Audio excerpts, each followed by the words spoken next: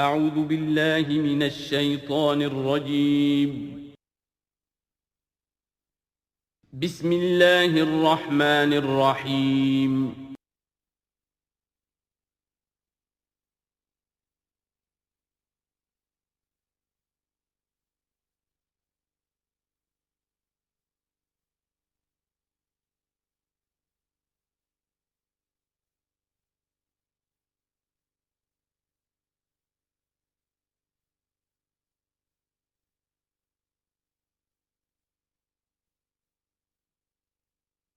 الحمد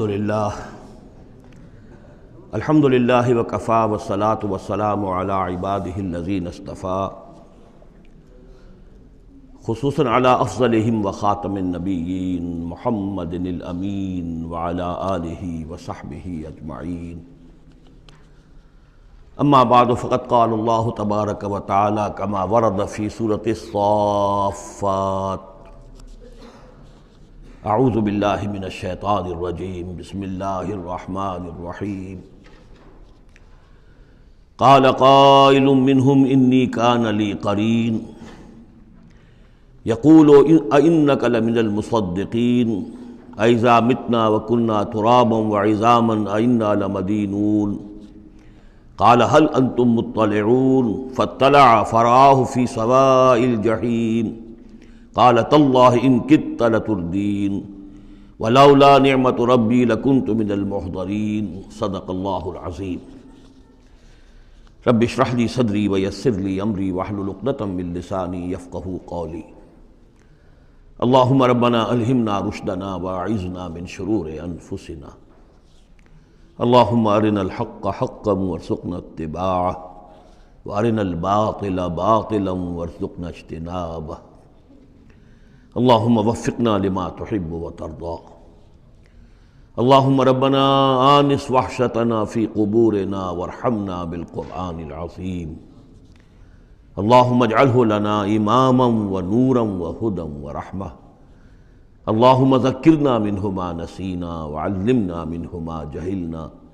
وارزقنا تلاوتہ آناء اللیل واطراف النہار واجعلہ لنا حجتا یا رب العالمین آمین۔ سورہ صافات کے دوسرے رکوع میں اہل جنت کے ایک مکالمے کا تذکرہ تھا، جس سے یہ اندازہ ہوگا کہ کس قدر سادہ مزاج متواضع وہ لوگ ہوں گے کہ جو اللہ تعالیٰ کے فضل و کرم سے جنت میں داخل ہوں گے۔ قال قائل منہم، ان میں سے ایک کہے گا کہنے والا، انی کان لی قرین، یہ اہل جنت ہیں آپس میں گفتگو کر رہے ہیں، میرا ایک ساتھی تھا، دوست تھا،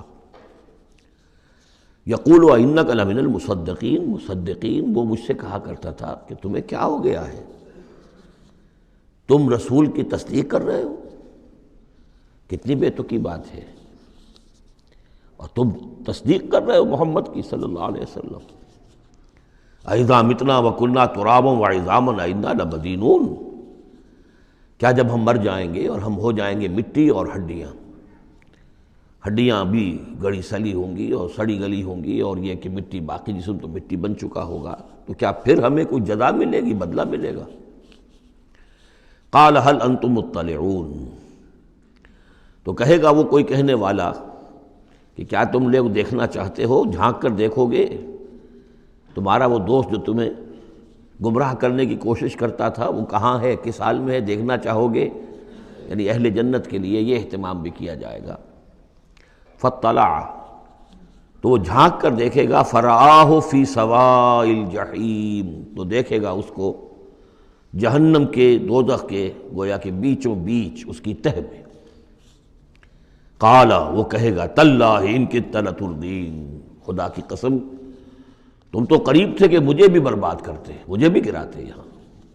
یعنی یہ تو اللہ کا بڑا فضل ہوا کہ میں نے تمہاری باتوں پر زیادہ دھیان نہیں دیا، اور جو بات میرے دل کو لگ گئی تھی، جو بات مجھے بھلی لگی تھی، جس کی گواہی میری قلب کی گہرائیوں سے برآمد ہوئی، میرے دل نے جس کو حق جانا میں نے اسے قبول کیا، ورنہ یہ کہ تم تو تلے ہوئے تھے کہ جس طرح تم تباہ ہوئے ہو اسی طرح مجھے بھی اس جہنم کے گڑھے میں اپنے ساتھ لے کر گرتے۔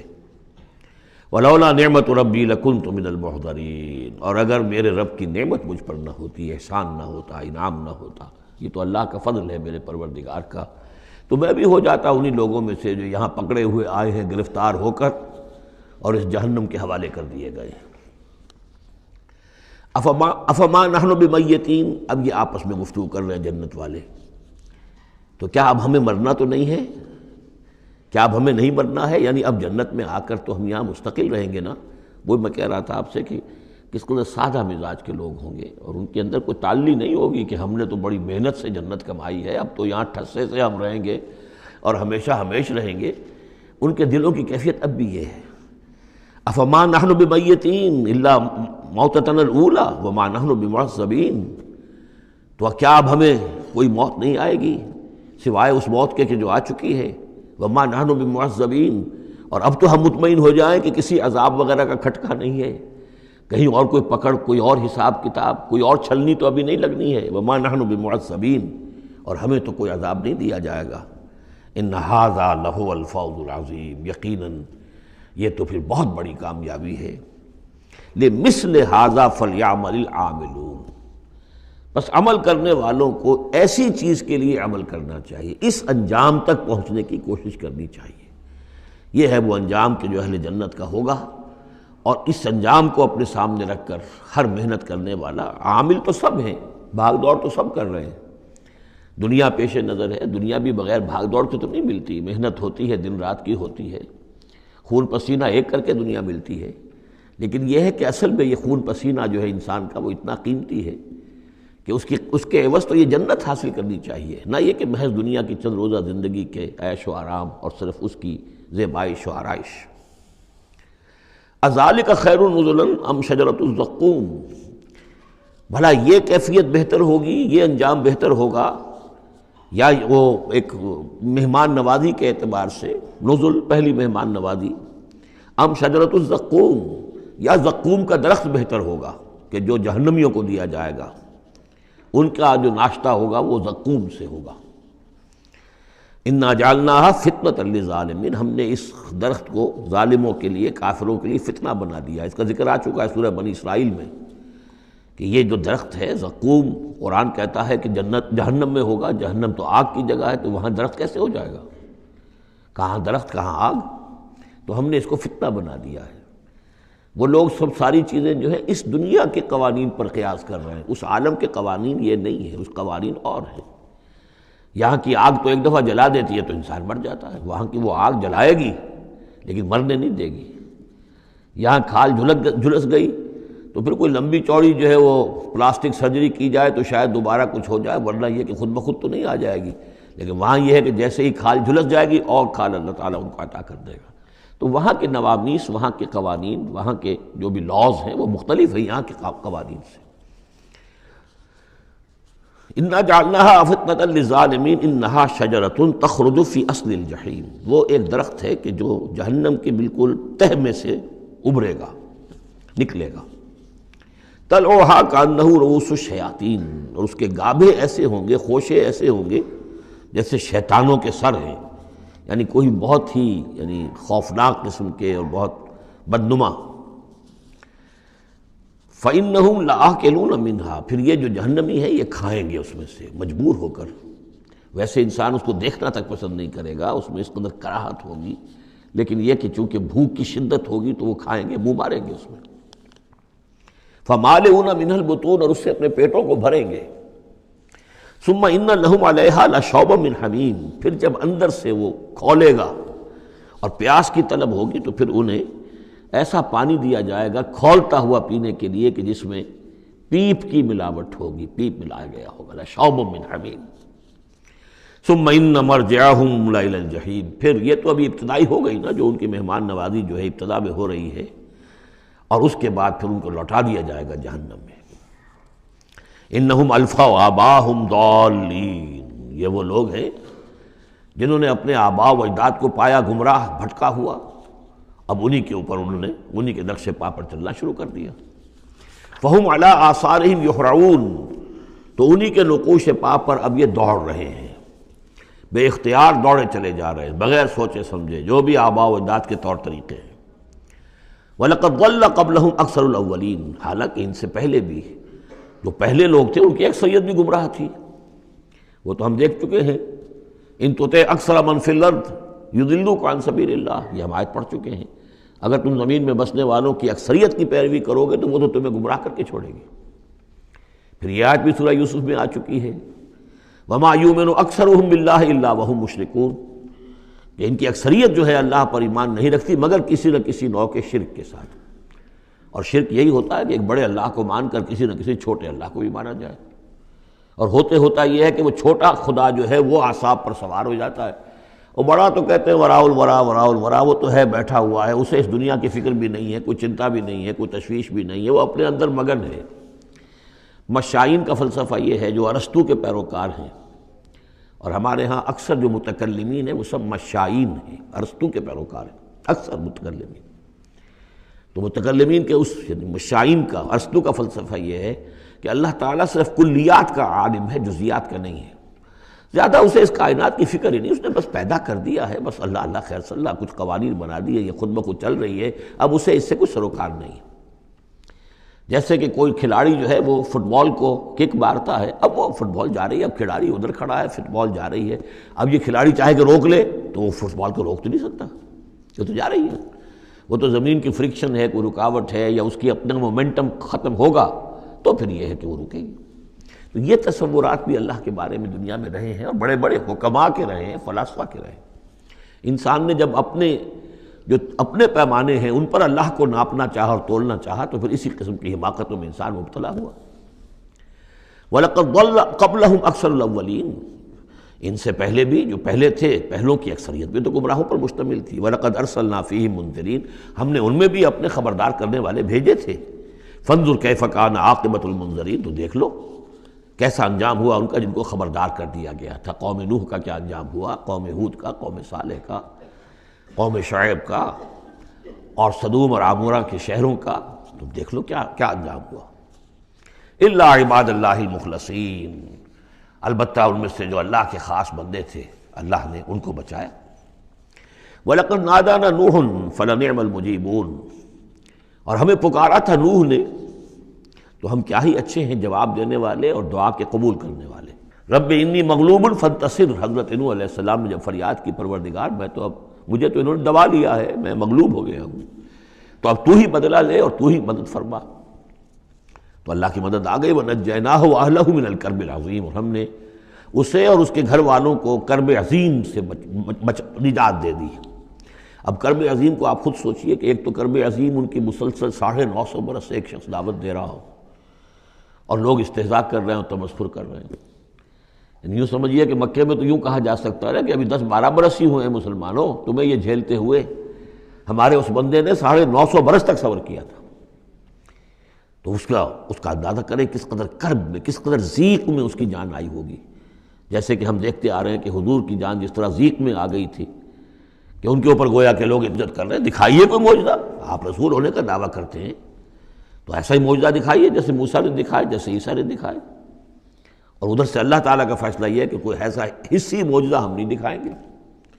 تو چکی کے 2 پارٹوں کے درمیان محمد الرسول اللہ صلی اللہ علیہ وسلم آئے ہوئے۔ یہ تو سورہ انعام جو اس کا کلائمیکس ہے اس موضوع کا، اس عنوان کا، وہ پڑھ چکے ہیں۔ کرب عظیم پھر وہ بھی ہے کہ جب وہ بارش آئی ہے اور طوفان آیا ہے تو اب اس وقت بھی تو جو ہلچل مچی ہوگی اس کا آپ اندازہ کیجیے، کیا بھاگ دوڑ ہوئی ہوگی، کہاں کہاں لوگوں نے جان بچانے کی کوشش کی ہوگی۔ یوں ہی تو نہیں ہو گیا کہ بس آنے واحد کے اندر وہ سب کے سب غرق ہو گئے۔ تو کرب عظیم جو اس وقت ہوا ہے، یوں سمجھیے کہ ایک قیامت صغریٰ ہو گئی ہوگی۔ یا ایھا الناس اتقوا ربکم ان زلزلۃ الساعۃ شیء عظیم، تو اس کا کچھ نہ کچھ عکس تو اس وقت ہوا ہوگا نا۔ تو اس کرب عظیم سے ہم نے ان کو بچا لیا۔ وجعلنا ذریتہ ھم الباقین، یہ آیت بہت اہم ہے حکمت قرآنی اور فلسفہ قرآنی کے اعتبار سے، اور ہم نے بنا دیا اسی کی اولاد کو باقی رہنے والا۔ اس سے یہ ثابت ہوتا ہے، یہ ایک اسلوب حصر ہے کہ حضرت نوح کے بعد پھر کسی اور شخص کی نسل دنیا میں چلی نہیں۔ یعنی یہ کہ ان کے ساتھ 72 تھے، 80 تھے، کتنے نہیں تھے۔ ایک جگہ قرآن میں یہ بھی آیا ما آمن معہ الا قلیل، سوائے چند لوگوں کو ایمان نہیں لایا۔ اور گمان یہی ہے کہ یا تو حضرت نوح علیہ السلام اور ان کے 3 بیٹے اور ان کے اہل خانہ،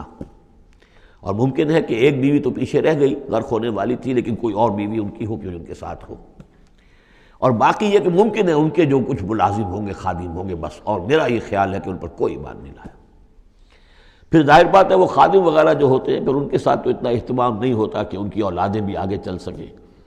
لہذا جو اولاد چلی ہے وہ صرف حضرت نوح علیہ السلام کے 3 بیٹوں سے، گویا کہ نسل انسانی جو ہے اب دنیا میں جتنے انسان ہیں وہ حضرت نوح علیہ السلام کے 3 بیٹوں کی نسل سے ہیں، سام، حام اور یافس، اور یہ کہ اسی لیے ان کو آدم ثانی کہا جاتا ہے۔ آدم اول تو حضرت آدم تھے، انہی سے نسل چلی انسانی، لیکن ابھی جو ہے جو میرا اندازہ تقریباً 2000 برس کا ہے، اس 2000 برس کے عرصے میں اسی علاقے میں آبادی ابھی ہوئی ہے، ابھی آبادی اور ادھر ادھر پھیلی نہیں تھی، اور وہیں وہ عظیم جو ہے سیلاب آ گیا، سب کے سب غرق ہو گئے، چند لوگ جو بچے ان کے ساتھ، محسوس ہوتا ہے کہ ان کی بھی آگے نسل نہیں چلی، صرف حضرت نوح علیہ السلام کے 3 بیٹوں سے۔ وَجَعَلْنَا ذُرِّيَّتَهُ هُمُ الْبَاقِينَ، یہ جو ہے حصر کا بڑا زوردار جو ہے یہ اسلوب ہے۔ وَتَرَكْنَا عَلَيْهِ فِي الْآخِرِينَ، آخرین، اور ہم نے اسی طریقے پر پھر پچھلوں کو چھوڑ دیا، پچھلوں میں سے کچھ لوگ اسی کے راستے پر چلے، حضرت نوح علیہ السلام کے راستے میں۔ ظاہر بات ہے کہ ان کے 3 بیٹوں کی اولاد کچھ عرصے تک تو یقیناً بالکل دین حق پر اور دین توحید ہی پر چلی ہوگی، پھر جیسے وقت گزرا پھر شیطان نے ورغلایا اور یہ کہ مختلف قسم کے توہمات میں اور مختلف قسم کے وہ جو شرک ہیں ان کے اندر مبتلا کر دیا۔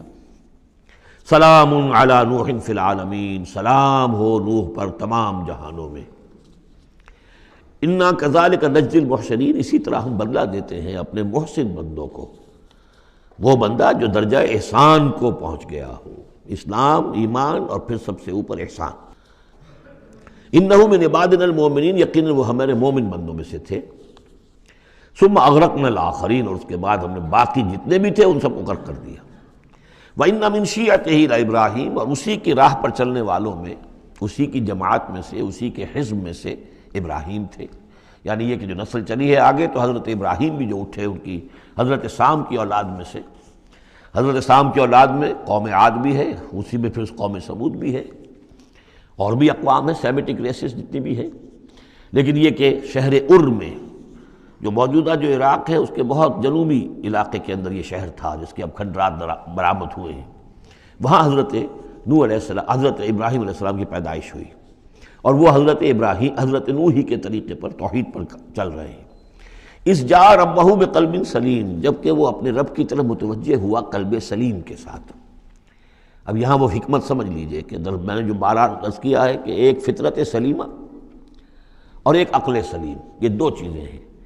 اور فطرت کا تعلق چونکہ روح سے ہے اور روح کا مسکن قلب ہے، تو آپ اسے فطرت سلیمہ کہیں یا اسے قلب سلیم کہیں، وہ ایک ہی بات ہے۔ قلب سلیم اپنی اصل حقیقت پر، اصل جو حیات اس کی ہے اس پر باقی ہو، پرورٹڈ نہ ہوئی ہو اس کی فطرت، اس پر پردے نہ پڑ گئے ہوں، اس کے خد و خال جو ہیں وہ اپنی اصل سلامتی کے ساتھ باقی ہوں، اور پھر اس کو کہتے ہیں صوفیہ سیر الی اللہ، اس جا ربہ بقلب سلیم، جو قلب سلیم ہے وہ اللہ کی طرف آگے بڑھتا ہے، اور عقل سلیم کی روشنی میں وہ پھر پہنچتا ہے توحید تک، اور توحید کے بعد معاد تک، جیسا کہ میں نے کئی مرتبہ عرض کیا کہ سورہ فاتحہ در حقیقت اسی مقام پر کھڑی ہے کہ ایک انسان کے جو قلب سلیم اور عقل سلیم کی رہنمائی میں توحید اور معاد تک پہنچ گیا ہے، اور اب وہ یہ بھی جان گیا ہے کہ اصل طریقہ زندگی گزارنے کا یہی ہے کہ اللہ کی بندگی کی جائے، اس ایک خدا کی بندگی کی جائے۔ اب وہ سوال کرتا ہے میں بندگی کیسے کروں؟ جیسے میں نے آپ کو بتایا مکے میں ایسے لوگ موجود تھے، حضرت سعید ابن زید جو ہیں کہ جو بہنوئی تھے حضرت عمر بن الخطاب کے رضی اللہ تعالیٰ عنہ کے جو والد تھے زید، وہ موحد تھے، اور کعبے کے پردے پکڑ پکڑ کر دعا کیا کرتے تھے کہ اللہ میں صرف تجھے پوجنا چاہتا ہوں، تیری بندگی کرنا چاہتا ہوں، لیکن نہیں جانتا کیسے کروں۔ ظاہر بات ہے اس لیے اہدنا الصراط المستقیم، یہ ہے اصل میں سورہ فاتحہ کا جو نظم ہے کہ وہاں تک تو پہنچ گئے، الحمدللہ رب العالمین الرحمن الرحیم مالک یوم الدین ایاک نعبد، یہاں تک تو انسان پہنچ گیا، لیکن اب بندگی کیسے کریں؟ ایاک نستعین اہدنا الصراط المستقیم، اس بندگی کے لیے تیری مدد چاہیے، توفیق بھی تیری ہو اور ہدایت بھی تیری جانب سے ہو، 2 چیزیں ہمیں ملیں گی تو ہم تیری بندگی کا حق ادا کر سکیں گے۔ اذ جاء ربہ بقلب سلیم، اذ قال لأبیہ وقومہ ماذا تعبدون، یاد کرو جب کہ انہوں نے کہا اپنی قوم سے اور اپنے والد سے یہ کن چیزوں کو آپ پوجتے ہیں؟ ائفکا آلہۃ دون اللہ تریدون، کیا اللہ کے سوا یہ آپ کے من گھڑت قسم کے افک ہے، یہ تو گھڑی ہوئی چیزیں ہیں جن کو کہ اللہ کے خلاف اللہ کے سوا آپ نے گھڑ لیا ہے، آپ ان کو چاہتے ہیں، وہ محبوب اور مطلوب ہو گئے۔ تریدون، اب دیکھیے یہ وہی ہے ضعف طالب و مطلوب، تم کس کا تم طالب ہو، کس مطلوب کون سا ہے تمہارا؟ یہ تمہارے مطلوب ہے۔ ائفکا آلہۃ دون اللہ تریدون فما ظنکم برب العالمین، تو تمہارا کیا گمان ہے اس ہستی کے بارے میں جو تمام جہانوں کی مالک ہے اور پروردگار ہے۔ فنظر نظرۃ فی النجوم، پھر انہوں نے ذرا ایک نگاہ ڈالی ستاروں میں، گویا کہ یہ تاثر دیا کہ یہ ستارہ شناسی کے ذریعے سے کچھ معلوم کرنا چاہ رہے ہیں، اور پھر کہا فقال انی سقیم، میں تو بیمار ہوں یا بیمار ہونے والا ہوں، میری طبیعت کچھ ٹھیک نہیں ہے، یا یہ کہ مجھے اندیشہ ہے کہ مجھے کوئی بیماری آنے والی ہے۔ اصل میں وہی جیسا کہ میں پہلے عرض کر چکا ہوں، یہ مضمون آ چکا ہے 2 مرتبہ پہلے قرآن میں، کہ بت پرستی بھی تھی وہاں اور ستارہ پرستی بھی تھی، اور کوئی ایسا ان کا سالانہ کوئی ستارہ پرستی کا جشن تھا، جیسے جنم اشٹمی کا میلہ ہوتا ہے ہندوؤں میں، کہ سب کے سب شہر سے باہر نکل کر کسی ستارے کی پرستش کیا کرتے تھے۔ تو جب وہ دن آیا ان کا تو سب کے سب چلے گئے۔ حضرت ابراہیم نے کہا میری طبیعت ٹھیک نہیں ہے، میں آپ لوگوں کے ساتھ نہیں جا سکتا، اور پیچھے رک گئے۔ فنظر نظرۃ فی النجوم، انہوں نے ذرا ستاروں میں نگاہ دوڑائی اور کہا قال انی سقیم، میری طبیعت ٹھیک نہیں ہے، یا میری طبیعت جو ہے خراب ہونے والی ہے۔ فتولوا عنہ مدبرین، تو وہ اسے چھوڑ کر وہ چلے گئے، پیٹھ موڑ کر چلے گئے، اور جا کر انہوں نے وہ اپنے جو بھی جشن تھا، جو بھی پوجا پاٹ تھی وہ کی۔ فراغ الی آلہتہم، پھر جا گھسا وہ ان کے معبودوں میں۔ فقال الا تاکلون، اب وہاں ظاہر بات ہے حلوہ مانڈا رکھا ہوگا، بتوں کے سامنے چڑھاوے چڑھے ہوئے ہوں گے، تو حضرت ابراہیم پوچھتے ہیں کیا ہو گیا آپ حضرات کو، کھاتے کیوں نہیں، تناول کیوں نہیں فرماتے؟ یہ جو کچھ آپ کے پوجنے والوں نے لا کر نذرانہ رکھا ہوا ہے یہاں پر، الا تاکلون، کھاتے کیوں نہیں کھاتے آپ؟ فراغ علیہم ضربا بالیمین ما لکم لا تنطقون، اور کیا بات ہے بات بھی نہیں کرتے، جواب بھی نہیں دیتے۔ فراغ علیہم ضربا، پھر ایک ضرب کے ساتھ پل پڑا ان پر، ایک ضرب کے ساتھ اپنے داہنے ہاتھ سے پوری قوت سے۔ فاقبلوا الیہ یزفون، باقی تفاصیل کو قرآن درمیان میں چھوڑ جاتا ہے، اب وہ سب کے سب چورا ہو گئے، ایک کو چھوڑ دیا صرف جو سب سے بڑا تھا۔ اب اس کے بعد جب وہ لوگ آئے ہوں گے اور جو قیامت صغریٰ نہیں بلکہ کبریٰ وہ تو اس وقت ہو گئی ہوگی شہر کے اندر کہ ہمارے یہ معبودوں کے ساتھ کیا کیا، کس نے کیا ہے۔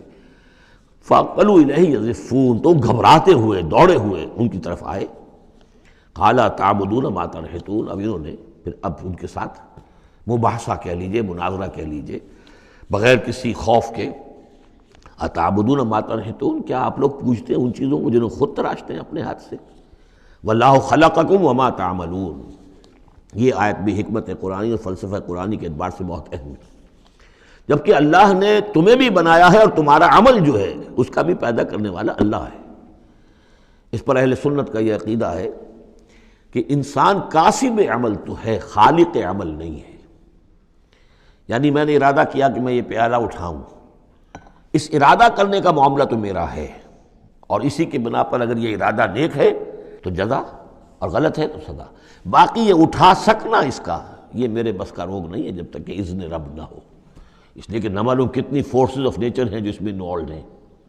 کتنا پریشر ہوا کا اس کے اوپر ہے۔ پھر یہ کہ میرا اپنا جسمانی نظام جو ہے کہ میرے دماغ کا فیصلہ میرے ہاتھوں تک کنوے کرنے والے جو وہ الیکٹرک وائر ہیں اندر، وہ وائرنگ میں کوئی گڑبڑ ہو جائے کہیں، لیکن یہ ساری چیزیں جو ہوتی ہیں تو اعمال کا خالق اللہ ہے، کاسب انسان ہے۔ واللہ خلقکم وما تعملون، یہاں خاص طور پر یہ اس لیے کہا جا رہا ہے کہ تم نے تراشے ہیں نا یہ، تو تم جو کچھ کرتے ہو اپنے ہاتھوں سے، تمہارے جو اعمال ہوتے ہیں ان کا خالق بھی اللہ ہے۔ قالوا ابنوا له بنیانا فالقوه فی الجحیم، انہوں نے کہا اس کے لیے ذرا ایک بڑا الاؤ بناؤ، بڑی عمارت تعمیر کرو، اور پھر اس کو ایک جہنم کے اندر جھونک دو، آگ کے اندر ڈال دو۔ فارادوا به کیدا فجعلناهم الاسفلین، تو انہوں نے اس کے ساتھ اس پر ایک داؤ آزمایا تھا، لیکن ہم نے انہی کو کر دیا نیچے، یعنی وہ شکست خوردہ۔ یہ میں اس کی وضاحت کر چکا ہوں پہلے کہ داؤ کون سا تھا۔ یہ داؤ یہ تھا کہ انہیں توقع یہ تھی کہ اب جب بہرحال الاؤ بن رہا ہے، اس میں آگ دکھائی جا رہی ہے، تو حضرت ابراہیم کے علم میں آ رہا ہے، یا ہو سکتا ہے دیکھ بھی رہے ہوں، تو انہیں توقع یہ تھی کہ یہ سارا نشہ ان کا ہرن ہو جائے گا جب یہ دیکھیں گے آگ کو، اور جب گرانے لگیں گے انہیں تو فوراً تائب ہو کر اور ہماری جو بھی ہمارے عقائد ہیں ان میں واپس آ جائیں گے، اس لیے کہ یہ آسان کام نہیں ہے۔ یہ ان کی چال تھی کہ یہ آ کر ان کے 14 طبق روشن ہو جائیں گے جب آگ کے کنارے پہ لا کے ان کو کھڑا کیا جائے گا، لیکن وہ تو بے خطر کود پڑا آتش نمرود میں عشق، عقل ہے محو تماشائے لبِ بام ابھی۔ تو حضرت ابراہیم علیہ السلام نے جب یہ کچھ کیا اور پھر اللہ نے گل و گلزار بنا دیا اس آگ کو، تو وہ لوگ جو ہے نہایت ناکام اور خائب و خاسر ہوئے۔ وقال انی ذاہب الی ربی سیہدین، اور اب حضرت ابراہیم نے فرمایا کہ میں اپنے رب کی طرف جاتا ہوں، وہ مجھے ہدایت دے گا، یعنی راستہ بتائے گا، یعنی اب ہجرت کر رہے ہیں۔ یہ قانون ہے جب کسی نبی اور رسول کے قتل پر آمادہ ہو، ظاہر بات ہے کہ آمادگی سے کیا آگے بڑھ کر انہوں تو آمادگی سے بھی آگے نکل گئے، اپنی طرف سے تو ڈال ہی دیا نا آگ میں، اللہ نے بچا لیا اور بات ہے۔ جیسے کہ یہودیوں نے حضرت مسیح کو تو اپنے طور پر تو سولی پر چڑھا دیا، اللہ نے جو کیا وہ علیحدہ بات ہے، اللہ نے معجزے کے طور پر ان کو آسمان پر اٹھا لیا۔ قال انی ذاہب الی ربی سیہدین، میں تو اب اپنے رب کی طرف ہجرت کروں گا اور وہ مجھے راستہ بتائے گا، میں جاؤں کہاں۔ رب حب لی من الصالحین، بہت لمبا راستہ انہیں لینا پڑا ہے، اس لیے کہ یہ عراق اور شام اور فلسطین کے درمیان بہت بڑا صحرا ہے، درمیان میں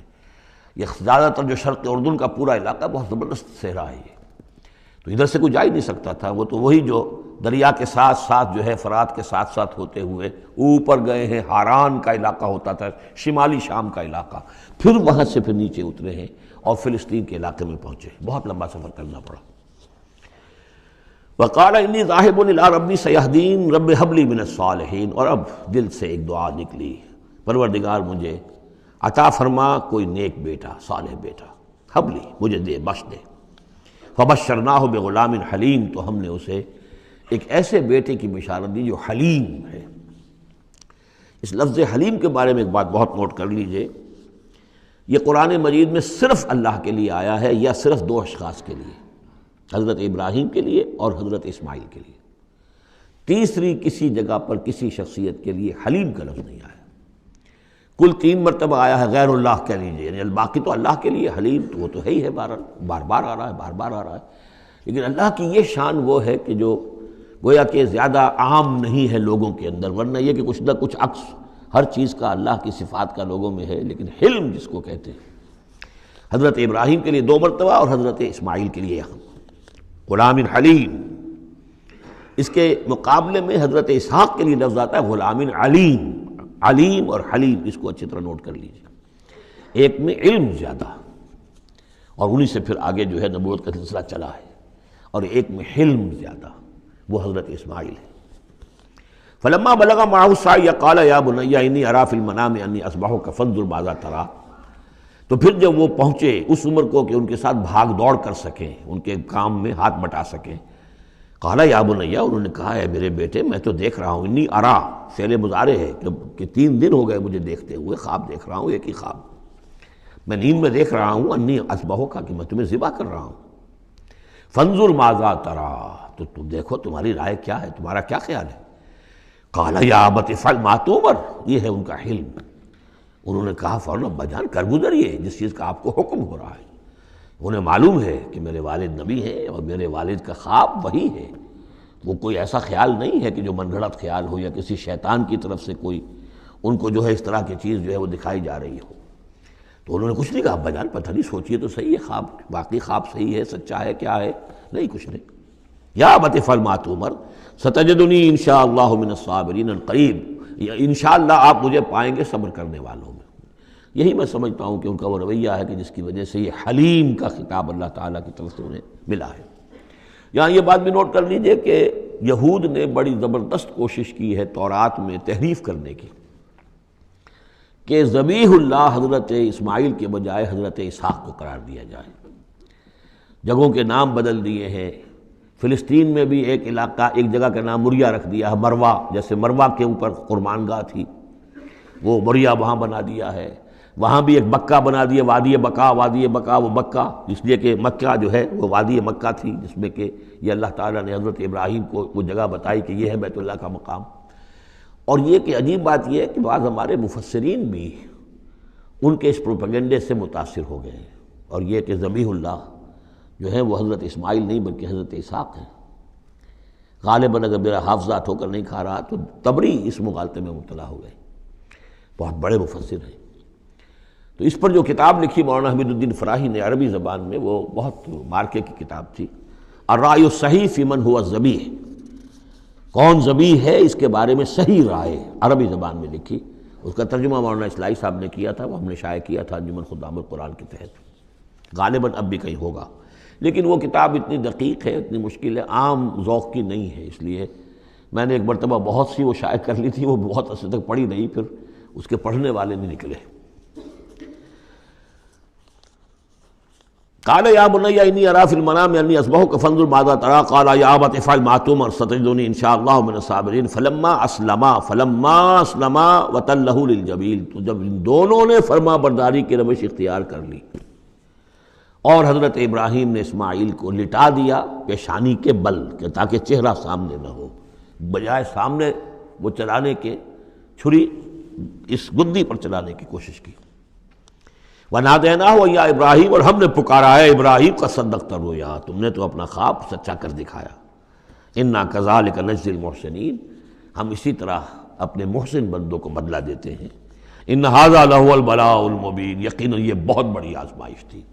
یہ شاباش کی حد ہے کہ ممتحن یہ کہے اس سے کہ جس کا امتحان لے رہا ہو کہ بھائی امتحان بڑا سخت لیا تھا میں نے تمہارا واقعتاً، اب یہ شاباش کا جو ہے یوں سمجھیے کہ سب سے آخری شکل ہے کہ ممتحن کہے۔ اس موضوع پر میں نے ایک تحریر لکھی تھی جو کتابچے کی شکل میں موجود ہے، حج اور عید الاضحیٰ اور اس کی حکمت، اس میں نے یہ چیزیں بیان کی ہیں۔ وَفَدَيْنَاهُ بِذِبْحٍ عَظِيمٍ، اور پھر ہم نے اس کی جگہ پر فدیہ، ایک ذبح عظیم، جنت کا ایک میڑھا آیا اور اس کی جگہ پر حضرت اسماعیل کی جگہ پر ذبح ہوا، اور اسی کی پھر اب یہ یاد ہے کہ جو بنائی جا رہی ہے قربانی جو ہوتی ہے۔ وَتَرَكْنَا عَلَيْهِ فِي الْآخِرِينَ، اسی پر ہم نے پھر باقی رکھا پچھلوں میں بھی، یعنی اس میں یہ بھی ہو سکتا ہے کہ پوری ملت ابراہیم مراد ہو، جیسے ملت نوح پر ہم نے باقی رکھا کچھ لوگوں کو جن میں سے حضرت ابراہیم بھی تھے، اور یہ بھی کہ اس قربانی کا خاص طور پر جو ہے اس کا ذکر کیا جا رہا ہو۔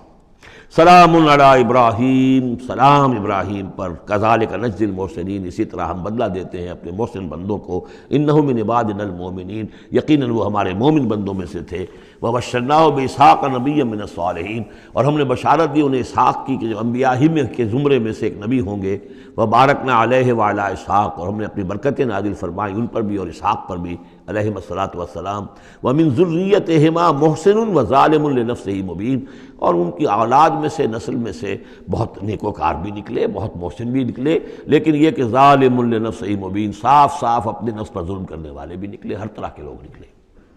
وَلَقَدْ مَنَنَّا عَلَىٰ مُوسَىٰ وَهَارُونَ، یہ قصص النبیین کے انداز کی صورت ہے جو میں یہ اصطلاحات سے آپ کو واقف کرا چکا ہوں۔ وَلَقَدْ مَنَنَّا عَلَىٰ مُوسَىٰ وَهَارُونَ، اور اسی طرح ہم نے موسیٰ اور ہارون پر بھی احسان فرمایا۔ وَنَجَّيْنَاهُمَا وَقَوْمَهُمَا مِنَ الْكَرْبِ الْعَظِيمِ، اور ہم نے انہیں دونوں کو اور ان کی قوم کو کرب عظیم، اس بڑی کرب سے اور بڑے غم اور اردو سے نجات دلائی، نجات دی۔ وَنَصَرْنَاهُمْ فَكَانُوا هُمُ الْغَالِبِينَ، اور ہم نے ان کی مدد کی پھر وہی غالب ہوئے، یعنی ان کے سامنے ان کا دشمن جو ہے غرق ہوا۔ وَآتَيْنَاهُمُ الْكِتَابَ الْمُسْتَبِينَ، اور ہم نے ان دونوں کو وہ کتاب دی یعنی تورات کے جو بہت ہی واضح ہے، ہر چیز کو واضح کرنے والی۔ وَهَدَيْنَاهُمَ الصِّرَاطَ الْمُسْتَقِيمَ، اور ہم نے دونوں کو راستہ دکھایا، سیدھا راستہ، صراط مستقیم کی ہدایت دی۔ وَتَرَكْنَا عَلَيْهِمَا فِي الْآخِرِينَ، اور اسی پر ہم نے باقی رکھا انہی کی ملت پر پچھلوں میں بھی۔ سلام علی موسیٰ وہارون، سلام موسیٰ پر بھی اور ہارون پر بھی۔ انا کذالک نجزی المحسنین انہما من عبادنا المؤمنین وان الیاس لمن المرسلین، اور یقیناً الیاس بھی ہمارے رسولوں میں سے تھے، یہ حضرت ہارون کی نسل میں سے تھے۔ اور بال بک ایک شہر ہے بال کا، بک اصل میں پرانی عبرانی زبان میں شہر کو کہتے تھے، بکہ، تو یہ بکہ جو تھا یہ بک، تو بال بک، بک کا شہر، تو یہ تو یوں سمجھیے کہ اللہ کا گھر، اللہ کا شہر، اور یہ ایک بال کا بھی ایک شہر تھا، بال ان کا بہت بڑا معبود تھا، اور وہ سانڈ کی شکل میں اس کا بت بنتا تھا۔ وَإِنَّ إِلْيَاسَ لَمِنَ الْمُرْسَلِينَ إِذْ قَالَ لِقَوْمِهِ أَلَا تَتَّقُونَ، جبکہ انہوں نے اپنی قوم سے یہ کہا کہ تم تقوی اختیار نہیں کرتے، ڈرتے نہیں ہو۔ أَتَدْعُونَ بَالًا، تم پکارتے ہو بال کو، وَتَذَرُونَ أَحْسَنَ الْخَالِقِينَ، اور جو بہترین خالق ہے اس کو تم نے چھوڑ دیا ہے۔ اللہ ربکم، جو اللہ ہے تمہارا رب ہے، ورب آبائکم الاولین، اور تمہارے جو پچھلے آباء و اجداد تھے ان سب کا رب ہے۔ فَكَذَّبُوهُ فَإِنَّهُمْ لَمُحْضَرُونَ، تو انہوں نے اس کو جھٹلا دیا اور تو وہ سب کے سب جو ہیں وہ پکڑے ہوئے آئیں گے قیامت کے دن، گرفتار ہو کر حاضر کر دیے جائیں گے، محضر ہوں گے۔ الا عباد اللہ المخلصین، سوائے ان میں سے ان اللہ کے نیک بندوں کے کہ جن کو اللہ نے اپنے لیے خالص کر لیا تھا۔ وَتَرَكْنَا عَلَيْهِ فِي الْآخِرِينَ، اور ہم نے اسی پر پھر باقی رکھا پچھلوں میں بھی، اسی ملت اسی طریقے کا ایک تسلسل چلا آ رہا ہے۔ ان هذه امتکم امۃ واحدۃ، یہ بات دو مرتبہ یہ آیت آ چکی ہے۔ سلام علی الیاسین انا کذالک نجزی المحسنین انہ من عبادنا المؤمنین۔ اب یہ جو بار بار آ رہی ہیں آیتیں، میں ان کا ترجمہ نہیں کر رہا ہوں، اور بہت سادہ بھی ہیں کہ جن کے ترجمے کی ضرورت نہیں ہے۔ وَإِنَّ لُوطًا لَمِنَ الْمُرْسَلِينَ، اور یقیناً لوط بھی رسولوں میں سے تھے۔ اذ نجیناہ وَأَہلَہ اجمعین، جبکہ ہم نے اسے بھی نجات دی اور ان کے گھر والوں کو بھی، سب کو۔ اصل میں اس کے سب کی تفصیل قرآن مجید سے تو ایسے معلوم ہوتا ہے کہ خاصا بڑا خاندان ہوگا، خاصا بڑا گھرانہ ہوگا، جن میں سے صرف ایک جو ہے عورت، ان کی بیوی جو تھی وہ رہ گئی پیچھے۔ تورات سے یہ معلوم ہوتا ہے کہ ان کی صرف 2 بیٹیاں تھیں اور کوئی خاندان نہیں تھا، بس وہ اپنی 2 بیٹیوں کو لے کر نکلے ہیں، واللہ عالم۔ قرآن کے بیان سے اندازہ جو ہوتا اہل،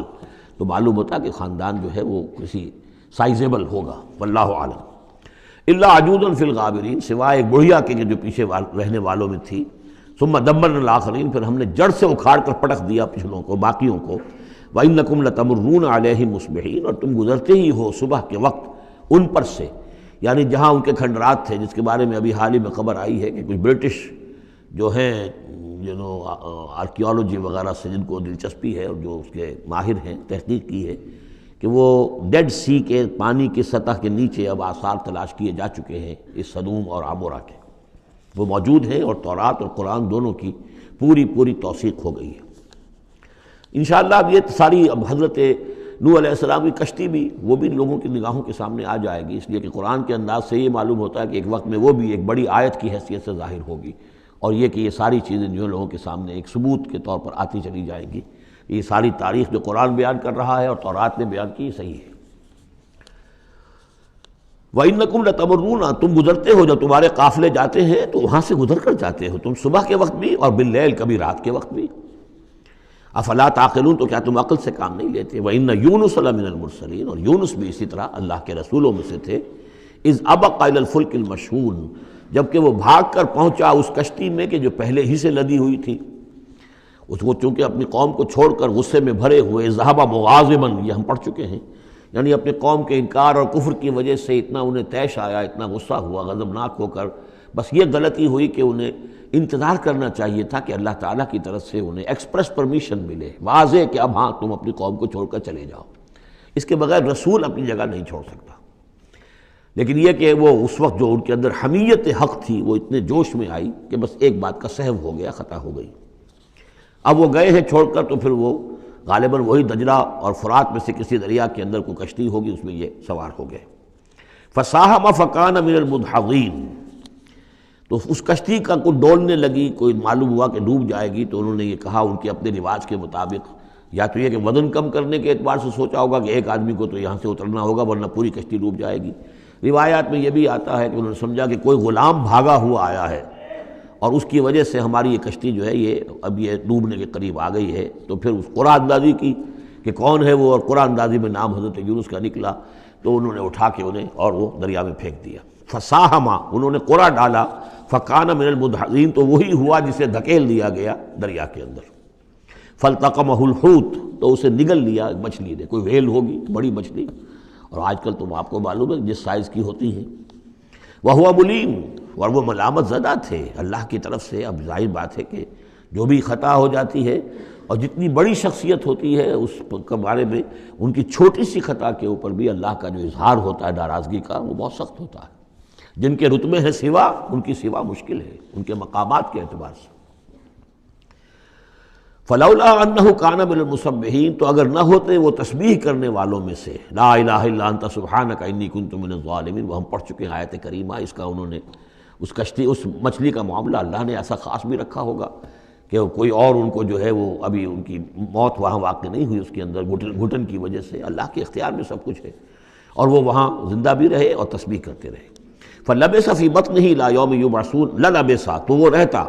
اگر وہ نہ ہوتا مسبحین میں سے، تسبیح نہ کرتا، یہ آیہ کریمہ کا ورد وہاں نہ انہوں نے کیا ہوتا، تو یہ کہ وہ پھر رہتا اسی کشتی اسی مچھلی کے پیٹ میں یوم یبعثون قیامت تک، وہیں سے ان کا بعث بعد الموت ہوتا۔ فنبذناہ بالعراء، لیکن یہ کہ انہوں نے چونکہ اللہ سے اپنی معافی چاہی اور استغفار کیا، لا الہ الا انت سبحانک انی کنت من الظالمین، تو اللہ تعالیٰ نے ان کو اس مچھلی کو حکم دیا اور مچھلی نے اسے بالعراء، ایک چٹیل میدان میں کہیں اگل دیا، اور جا کر وہ ایک ساحل کے پر کسی پر چٹیل میدان کے اوپر وہ ڈال دیے گئے۔ وہو سقیم، حالت ان کی خستہ تھی، مچھلی کے پیٹ میں رہے ہیں تو وہ ڈائجسٹیو جوسز وغیرہ نے آخر کھال وال کو جو کچھ کیا ہوگا، بہت خستہ حالت کے اندر وہ مچھلی نے اگل دیا، اب وہ چٹیل میدان پر پڑے ہیں۔ اب یہ جو ہے فَأَنبَتْنَا عَلَيْهِ شَجَرَةً مِّن یقطین، تو ہم نے اس پر ایک یقطین کا درخت اگا دیا۔ اس کی مجھے اس سے پہلے کئی تفاسیر میں تو نہیں ملی ہے بات، لیکن ہمارے ہاں ایک صاحب یہی کراچی میں، ان کا انتقال ہوا چند سال پہلے، احمد الدین مارہروی، یہ محکمہ تعلیم سے متعلق تھے، اللہ تعالیٰ ان پر اپنی رحمت نازل فرمائے۔ تو وہ محکمہ تعلیم میں کبھی رہے ہیں مکران کے علاقے میں، تو ان کا وہاں ایک بیل ہوتی ہے، اگین کہتے ہیں، اگین، یہ یعنی ان بلوچوں کے ہاں، ان مکرانیوں کے ہاں اس کا نام اگین ہے، اور وہ بیل ایسی ہے کہ جس کے پتے بڑے بڑے ہوتے ہیں اور وہ زمین میں پھیلتی جاتی ہے، اور اس کی اندر کچھ ایسا انسیکٹیسائیڈ ہے، کوئی ایسی چیز ہے، ریپیلنٹ ہے، کہ کوئی جو ہے حشرات الارض اس کے قریب نہیں آتے۔ تو اللہ تعالیٰ نے وہ اگین کا درخت جو ہے، یقطین جو ہے، اب وہ قاف گاف بنتا ہے، وہ تو آپ کو معلوم ہے پورے سعودی عرب میں بھی قاف جو ہے قم کو وہ گم ہی کہتے ہیں، تو یقطین سے یقین سے اگین وہ بن گیا ہوگا، تو وہ اب بھی موجود ہے، وہ پودا وہ ایک بیل کی طرح پھیلتا ہے،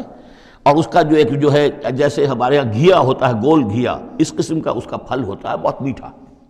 وہ اس میں لگتا ہے۔ تو اللہ تعالیٰ نے ان کے لیے گویا کہ انتظام کر دیا کہ یہ یہاں پڑے ہیں تو ان کے زخم وغیرہ ٹھیک ہوں، کھال صحیح ہو، لہٰذا ان کے اوپر کوئی جو ہے حشرات الارض ان کے اوپر حملہ آور نہ ہو جائیں، کوئی بیکٹیریا نہ آ جائیں، تو وہ چیز ریپیلنٹ جو ہے وہ اس کے اندر موجود تھی اگین کے اندر۔ وَأَنبَتْنَا عَلَيْهِ شَجَرَةً مِّن یقطین، ہم نے یقطین کی ایک بیل اس کے اوپر اگا دی، اب اس کا سایہ بھی ہو گیا، دھوپ سے بھی بچت ہو گئی، اور وہاں پڑے پڑے ہی وہ جو پھل جو ہوگا اس کا کہ جو اندر مٹھاس بھی تھی اور غذا بھی دے رہی ہے، تو وہاں سے ان کو وہ پھل بھی اللہ نے دے دیا۔ وَأَرْسَلْنَاهُ إِلَىٰ مِائَةِ أَلْفٍ أَوْ يَزِيدُونَ، پھر ہم نے انہیں ٹھیک کر کے یعنی صحت یاب کر کے پھر ہم نے انہیں بھیج دیا 1,00,000 انسانوں کی طرف۔ آیا یہ اپنی ہی قوم کی طرف واپس آئے ہیں یا کسی اور قوم کی طرف بھیجے گئے، یہ یقین کے ساتھ معلوم نہیں ہے، لیکن یہ کہ پھر انہیں، اور غالباً یہی ہے اغلب کہ اپنی ہی قوم کے پاس واپس آ گئے، جن کا کہ عذاب ٹل گیا تھا، حالانکہ عذاب کے آثار شروع ہو چکے تھے، لیکن سورہ یونس میں ہم پڑھ چکے ہیں، ایک ہی یہ واقعہ ہوا ہے تاریخ میں کہ عذاب کے آثار شروع ہونے کے بعد کوئی قوم توبہ کرے اور اس کی توبہ قبول ہو جائے، اور یہ کہ عذاب الہی ٹل جائے۔ فَأَرْسَلْنَاهُ إِلَىٰ مِائَةِ أَلْفٍ أَوْ يَزِيدُونَ، تو ہم نے 1,00,000 کے آدمی اور ان سے بھی کچھ زیادہ کی طرف انہیں بھیجا۔ فَآمَنُوا فَمَتَّعْنَاهُمْ إِلَىٰ حِینٍ، تو وہ ایمان لے آئے اور ہم نے پھر انہیں دنیا کا سامان متاع دنیاوی عطا کیا ایک خاص وقت تک کے لیے، یعنی یہ فریش لیز آف ایگزسٹنس، ایک نئی ان کو مہلت دے دی بقا کی۔ فاستفتہم لربک البنات ولہم البنون، اب یہاں پر وہ جو مشرک تھے مکے کے، ان کے جو عقائد تھے، اب ان سے بحث ہو رہی ہے۔ تو اے نبی ذرا ان سے پوچھئے، کیا تیرے رب کے لیے تو بیٹیاں ہیں اور ان کے لیے بیٹے ہیں؟ یعنی یہ کہ اوروں نے تو چلیے بیٹا تو دیا، اللہ کو الاٹ کیا تو بیٹا تو کیا، انہوں نے الاٹ بھی کیے تو بیٹی ہیں جو خود انہوں پسند نہیں ہے۔ ام خلقنا الملائکۃ اناثا، کیا ہم نے فرشتوں کو واقعی مؤنث بنایا تھا؟ وہم شاہدون، وہ گواہ ہیں اس کے، انہیں معلوم ہے کہ واقعتاً ہم نے فرشتوں کو جو بنایا تھا تو مؤنث بنایا تھا۔ الا انہم من افکہم لیقولون، نہیں آگاہ ہو جاؤ، یہ ان کے اپنے بنائے ہوئے جھوٹ موٹ کے عقائد ہیں، اور وہ کہتے ہیں ولد اللہ، اللہ کی اولاد ہوئی، وانہم لکاذبون، یقیناً وہ جھوٹے ہیں۔ اصطفى البنات علی البنین، کیا اللہ تعالیٰ نے بیٹوں کو چھوڑ کر بیٹیاں پسند فرما لی؟ ما لکم کیف تحکمون، تمہیں کیا ہو گیا ہے، تم کیسے فیصلے کر رہے ہو، کیسی رائے دے رہے ہو؟ افلا تذکرون، تو کیا تم دھیان نہیں کرتے، عقل سے کام نہیں لیتے؟ ام لکم سلطان مبین، کیا تمہارے پاس کوئی کھلی سند ہے، کوئی سلطان ہے؟ اب یہ صورت بھی نوٹ کر لیجئے، یہ تیسری صورت ہے اسی سٹائل کی، سورہ حجر، پھر سورہ شعراء، پھر یہ سورہ صافات، وہی انداز، چھوٹی چھوٹی آیتیں، اور ردم ہے تیز، صوتی آہنگ زیادہ نمایاں ہے، ڈیوائن میوزک جس کو میں کہا کرتا ہوں، ملکوتی غنا جو ہے ان صورتوں کے اندر۔ تو یہ بھی ابتدائی دور کی صورتوں میں سے ہے۔ ایسا محسوس ہوتا ہے کہ اللہ تعالیٰ نے مکی صورتوں کے ہر گروپ کے اندر ایک جو ہے ابتدائی زمانے کی صورت جو ہے وہ شامل کر دی، اور اس کا جو حکمت میری سمجھ میں اب تک آئی ہے، واللہ عالم کوئی اور بڑی حکمت بھی ہو سکتی ہے جو ہمارے علم میں ابھی نہ آئی ہو، لیکن یہ کہ تاکہ مونوٹنی نہ رہے بلکہ مضامین کے اندر تنوع پیدا ہو جائے۔ لیکن ظاہر بات ہے کہ اب ایک آدمی پڑھ رہا ہے قرآن مجید، فرض کیجئے ایک شخص جو ہے ایک پارہ روزانہ پڑھتا ہے، تب اس میں یہ ہے کہ اس کے سامنے مضامین ایسے نہ ہوں کہ بس وہ کئی دن تک متواتر ایک ہی قسم کے مضامین میں رہے، بلکہ یہ کہ پھر بدل کر عدل کر مضامین آتے چلے جائیں۔ واللہ عالم۔ ام لکم سلطان مبین، کیا تمہارے پاس کوئی کھلی سند ہے؟ فاتو بکتابکم ان کنتم صادقین، تو لاؤ نا اپنی کوئی کتاب اگر تمہارے پاس ہے، اگر تم سچے ہو۔ وجعلوا بینہ وبین الجنۃ نسبا، اور انہوں نے ایسا بھی کیا ہے کہ اللہ اور جنوں کے درمیان بھی نسب کا رشتہ قائم کر دیا ہے۔ وَلَقَدْ عَلِمَتِ الْجِنَّةُ وَإِنَّهُمْ لَمُحْضَرُونَ، اور جنوں کو خوب معلوم ہے کہ انہیں تو گرفتار کر کے پیش کیا جائے گا، سب کے سب جو ہے حاضر کیے جائیں گے۔ سبحان اللہ عما یصفون، اللہ پاک ہے ان تمام چیزوں سے جو یہ بیان کر رہے ہیں۔ الا عباد اللہ المخلصین، سوائے اللہ کے وہ بندے، وہ جنات میں بھی ہوں گے انسانوں میں بھی ہوں گے، اللہ تعالیٰ جنہیں اپنے لیے خالص کر لیتا ہے۔ فَإِنَّكُمْ وَمَا تَعْبُدُونَ، تو تم اور وہ کہ جن کو تم پوجتے ہو، وَمَا أَنْتُمْ عَلَيْهِ بِفَاتِنِينَ، اور کسی کو اس کے ہاتھ سے بہکا کر نہیں لے سکتے، الا من هو صال الجحیم، سوائے اس کے کہ جو خود گرنے والا ہے جہنم کے اندر۔ وما منا الا له مقام معلوم، اب یہ جو ہے یہاں پر جو اس صورت کے شروع کا معاملہ تھا اس کے ساتھ اب جڑ کر یہ بات آ رہی، والصافات صفا فالزاجرات زجرا فالتالیات ذکرا، وہ فرشتے جو صفیں باندھ کر حاضر رہتے ہیں اللہ کے حضور میں، پھر جس کو حکم ہوتا ہے عذاب الہی کہیں بھیجنے کا تو وہ ڈانٹتا ہے، اور اس کی چنگھاڑ جو ہے اسی سے وہ پھر قومیں اور بستیاں ہلاک ہوتی ہیں۔ فالتالیات ذکرا، جن کو حکم ہوتا ہے وہ اللہ کے ذکر کی تلاوت کرتے ہوئے اللہ کے نبیوں تک اس کو پہنچاتے ہیں پیغامات کو۔ اب وہاں ان کی طرف سے وما منا الا له مقام معلوم، ہم میں سے کوئی نہیں ہے، یہ فرشتوں کی طرف سے کہا جا رہا ہے، مگر یہ کہ اس کا ایک ٹھکانہ مقرر ہے۔ دربار میں کوئی 5000 ہے، کوئی 10,000 ہے، کوئی 30,000 ہے، ایسے ہر ایک کا ایک مقام معلوم ہے، مرتبہ مقام معین ہے۔ ملائکہ مقربین ہے، ملائکہ اعلیٰ ہے، ملائکہ دنیا ہے، ملائکہ اسفل ہے، یہ سب کے سب ہیں۔ وما منا الا له مقام معلوم وانا لنحن الصافون، اور ہم تو سب کے سب صفیں باندھے ہوئے مستعد کھڑے ہوتے ہیں۔ وانا لنحن المسبحون، اور یقیناً ہم تو سب کے سب تسبیح کرنے والے ہیں پروردگار کی۔ وَإِن كَانُوا لَيَقُولُونَ لَوْ أَنَّ عِندَنَا ذِكْرًا مِنَ الْأَوَّلِينَ لَكُنَّا عِبَادَ اللَّهِ الْمُخْلَصِينَ، اور یہ لوگ تو کہا کرتے تھے، بہت زور دے کر کہتے تھے، قسمیں کھا کر کہتے تھے، اگر جیسا کہ پہلوں کے پاس ذکر آیا تھا، اگر ہمارے پاس بھی آیا ہوتا، لَوْ أَنَّ عِندَنَا ذِكْرًا مِنَ الْأَوَّلِينَ لَكُنَّا عِبَادَ اللَّهِ الْمُخْلَصِينَ، تو ہم تو سب کے سب اللہ کے بڑے نیک اور مخلص بندے بن گئے ہوتے۔ فَكَفَرُوا بِهِ فَسَوْفَ يَعْلَمُونَ، اب جب وہ ذکر آ گیا ہے تو اس سے کفر کر رہے ہیں، اس کا انکار کر رہے ہیں، تو ان قریب یہ جان لیں گے کہ اس کی کیا پاداش ان کو بھگتنی پڑے گی۔ وَلَقَدْ سَبَقَتْ كَلِمَتُنَا لِعِبَادِنَا الْمُرْسَلِينَ، یہ آیات بھی بہت اہم ہے فلسفہ قرآن کے اعتبار سے۔ رسولوں اور نبیوں میں ایک بنیادی فرق یہ ہے، نبی کے لیے لازم نہیں ہے کہ اللہ کی مدد آئے اور اسے غلبہ دیا جائے، نبی قتل بھی ہو سکتے ہیں، حضرت یحییٰ قتل ہو گئے، حضرت زکریا قتل ہو گئے، لیکن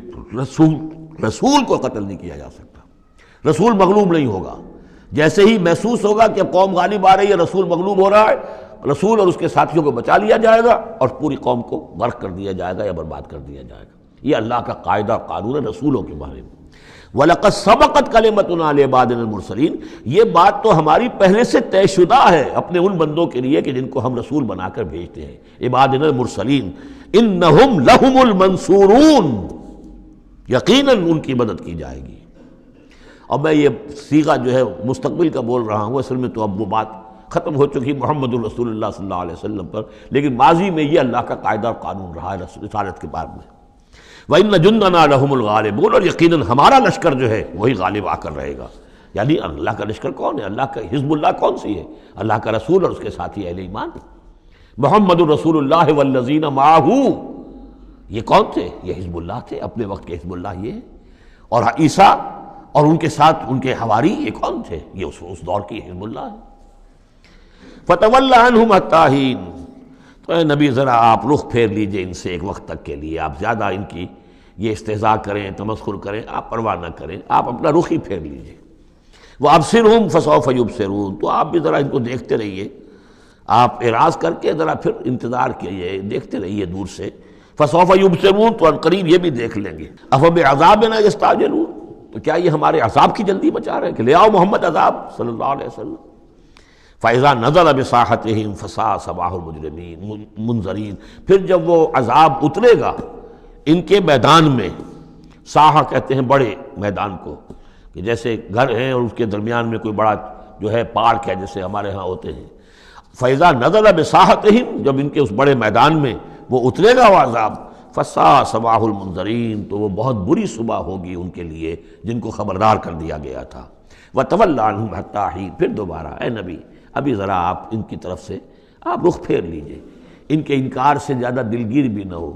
ان کے انجام کے بارے میں زیادہ صدمہ بھی نہ کریں۔ وَلَا تَحْزَنْ عَلَيْهِمْ، آپ ان کے بارے میں رنج و افسوس بھی نہ رکھیں۔ فَلَعَلَّكَ بَاخِعٌ نَفْسَكَ أَلَّا يَكُونُوا مُؤْمِنِينَ، آپ اس صدمے سے اپنے آپ کو، اپنی جان کو نہ گھلائیں کہ یہ ایمان نہیں لا رہے۔ وَأَبْصِرْ فَسَوْفَ يُبْصِرُونَ،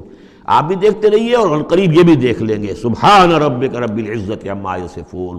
پاک ہے اللہ تیرا پروردگار جو رب العزت ہے، عزت اور اقتدار اور اختیار والا ہے، عما یصفون، ان تمام چیزوں سے کہ جو یہ بیان کرتے ہیں۔ یہ نوٹ کرنے والی بات ہے کہ وصف اسی سے یصفون بنا ہے اور اسی سے صفت بنا ہے۔ قرآن مجید میں اللہ کے لیے یہ لفظ استعمال ہوتا ہے صرف لوگوں کی طرف سے۔ اللہ تعالیٰ نے اپنی کوئی صفت قرآن میں اس ایجابی یا مثبت طور پر بیان نہیں کی ہے۔ ویسے ہم احادیث میں لفظ ہے، لیکن یہ کہ یہ بات نوٹ کر لیجیے، قرآن میں صرف نام آتا ہے، لہ الاسماء الحسنی، اس کے ہیں تمام اچھے نام۔ اللہ کے لیے صفت کا لفظ کہیں واضح طور پر صراحتاً جو ہے وہ نہیں آیا ہے۔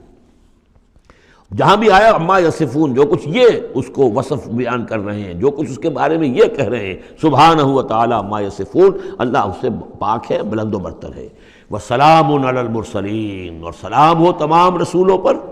والحمد للہ رب العالمین، اور کل حمد بلکہ کل شکر زیادہ موضوع ہے اللہ کے لیے ہے جو تمام جہانوں کا مالک اور رب ہے۔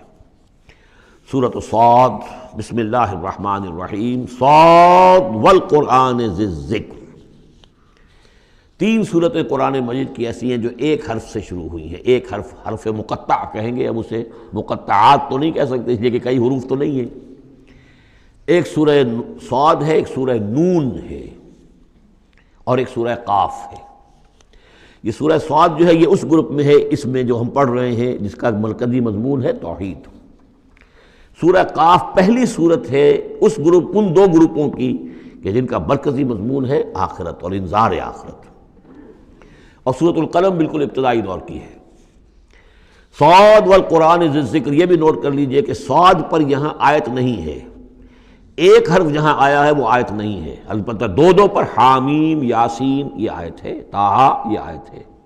لیکن کہیں کہیں تین پر بھی آیت نہیں، الف لام را آیت نہیں ہے، الف لام میم آیت ہے۔ تو یہ ساری چیزیں جو ہیں میں نے ابتدا میں جو تعارف قرآن پر تقریر کی تھی، یہ سب توقیفی چیزیں ہیں، یہ کسی کی اجتہاد کے نتیجے میں اور کسی گرامر کے اصول سے، کسی بیان کے اصول سے اس سے کوئی تعلق نہیں۔ توقیفی کا مطلب کہ حضور صلی اللہ علیہ وسلم کے بتانے پر موقوف ہے، جو آپ نے بتایا بس وہ ہے جو ہم مانیں گے۔ والقرآن ذی الذکر، اور قسم ہے اس قرآن کی جو ذکر والا ہے۔ اب ہم وہ صورتیں بھی پڑھ چکے ہیں جن میں قرآن کو از ذکر کہا گیا ہے، یہاں ذی ذکر کہا گیا، ذکر والا قرآن جس میں ذکر ہے اللہ کا۔ فیہ ذکرکم یہ بھی ہم پڑھ چکے ہیں، لیکن از ذکر انا نحن نزلنا الذکر وانا لہ لحافظون، ہم نے ہی یہ از ذکر نازل کیا ہے، دی ریمائنڈنگ، اور اس کے اندر ریمائنڈنگ ہے، یہ ریمائنڈنگ کا حامل ہے، بات ایک ہی ہے، لیکن یہ کہ اس کے بعد قسم کے بعد مقسم علیہ یہاں نہیں ہے۔ قسم کس چیز پر کھائی؟ قسم ہے اس قرآن کی جو ذکر والا ہے، مقسم علیہ کہاں ہے؟ بل الذین کفروا فی عزۃ وشقاق، یہ تو مقسم علیہ نہیں ہے۔ یہ میں آپ کو بتا چکا ہوں سورہ یاسین میں کہ جو وہاں پر آیا ہے یاسین والقرآن الحکیم انک لمن المرسلین، وہ انک لمن المرسلین، اس قسم کی تمام قسمیں جو قرآن میں آئی ہیں اس کے بعد مقسم علیہ جو ہے وہ سمجھیے کہ وہی ہے کہ قرآن گواہ ہے اس پر، قرآن ثابت کر رہا ہے کہ اے محمد صلی اللہ علیہ وسلم آپ اللہ کے رسول ہیں۔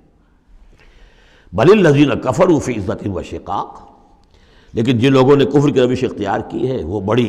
جھوٹے غرور کے اندر، جھوٹی انا ان کی ہے، اور آپ کے زدم زدہ میں اور آپ کے مقابلے میں آ کر انہوں نے موقف اختیار کر لیا ہے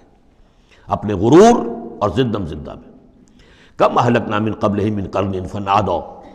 کتنی ہی ہم نے قوموں کو اس سے پہلے ہلاک کیا ہے، پھر وہ لگے چیخنے چلانے جب عذاب الہی آیا، وَلَا تَحِينَ مَنَاص، حالانکہ پھر وہ وقت گزر چکا تھا کہ جس میں کوئی خلاصی ہو سکتی، یعنی جب موت آتی ہے، موت کے آثار شروع ہو جائیں تو انفرادی توبہ کا دروازہ بند، جب عذاب کے آثار شروع ہو جائیں تو پھر قوم کی توبہ کا فائدہ نہیں، ہاں سوائے قوم یونس، الا قوم یونس، واحد ایک مثال ہے۔ وَعَجِبُوا أَن جَاءَهُم مُنذِرٌ مِّنْهُمْ، اور ان کو بڑا تعجب ہے کہ ان کے پاس آیا ہے خبردار کرنے والا انہی میں سے، وَقَالَ الْكَافِرُونَ هَذَا سَاحِرٌ كَذَّابٌ، اور یہ کافر کہتے ہیں کہ یہ ساحر ہے اور کذاب ہے۔ یہ دیکھ لیجئے، یہ لفظ جو ہے یہ بہت ثقیل لفظ ہے، لیکن یہ قرآن مجید میں آیا ہے۔